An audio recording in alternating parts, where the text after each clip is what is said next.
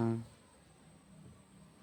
श्री सीताराम चरित्र दर्पण में वर्णित ग्रंथों के आधार पर मैंने सीता शक्ति को उठाने का प्रयास किया है।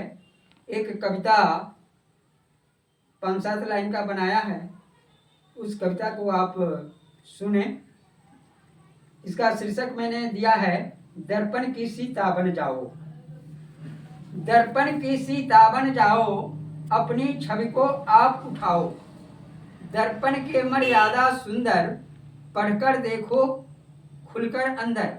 असली सीता लंका जाकर, राम आज्ञा को मात चढ़ाकर। असली सीता को मैंने लंका में भेजा है, राम जी ने उसे आज्ञा की है, तुम इसी रूप में जाओ, अग्नि में प्रवेश करना नहीं है।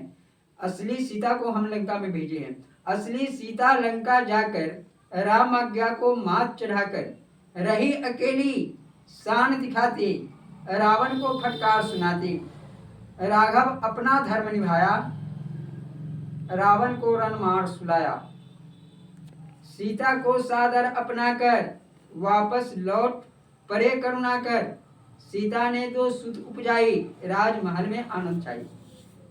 सीता ने 2 सुत उपजाए,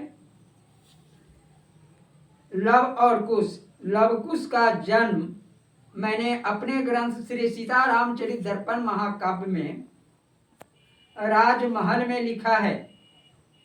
और राजमहल में यह वर्णन,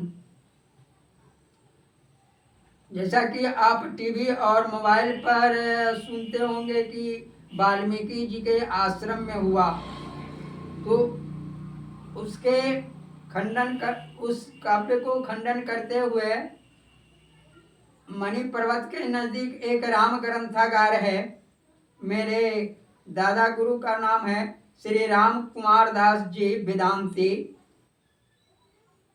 उन्होंने अपने सीता जी के ऊपर लिखे हैं सीता कृपा पदावली।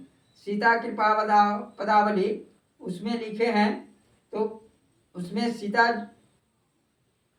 का जो पुत्र है लव और कुश, तो उन्होंने राजमहल में वर्णन किया है, तो उसी को हम अपने काव्य में स्थान देकर यहाँ लिखे हैं।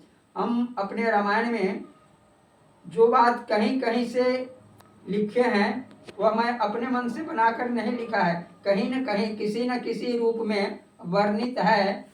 उन्हीं शब्दों को मैंने अपने रामायण में स्थान दिया है। सिया राम लीला दिखलाकर, गए साथ ही मेल बनाकर। दंपति बनकर राम ने दिया जगत को ज्ञान, सीता को छोड़े नहीं जग सहायिका मां। राम जी सीता जी के साथ ही सरजू किनारे से अंतिम साकेत धाम के लिए महाप्रयाण करते हैं। जबकि आप सुने होंगे, टीवी पर भी देखे होंगे, मोबाइल चैनल पर भी देखे होंगे कि सीता को राम जी परित्याग कर देते हैं और सीता पाताल में प्रवेश कर जाती है। मैंने पाताल में सीता जी को प्रवेश नहीं कराया है। सीता और राम सरजू किनारे से साकेत धाम के लिए अंत में जुगल रूप से एक ही साथ नर नारायण चतुर्भुज रूप में, लक्ष्मी सीता स्वरूपा लक्ष्मी के रूप में और राम नारायण के रूप में प्रस्थान करते हैं।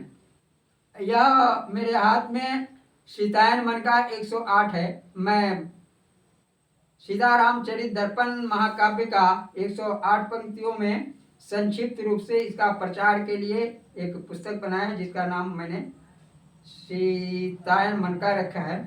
उसमें अपने ग्रंथ का प्रचार हेतु लिखे हैं, आदि कवि वाल्मीकि और तुलसी के रामायण पर जहाँ जहाँ लोगों ने उंगली उठाने का काम किया, उन सारे प्रसंगों जैसे सीता की अग्नि परीक्षा, सीता निर्वासन आदि को मैंने अपने रामायण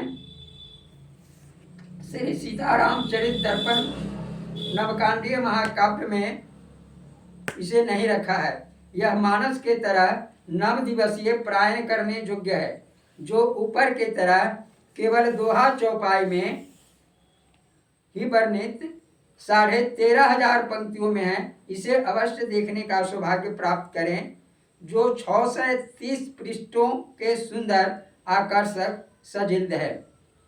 रामचंद्र जानकी शरणदास, इसका न्यौछावर 795 रुपया है। सीताराम। जय श्री सीते।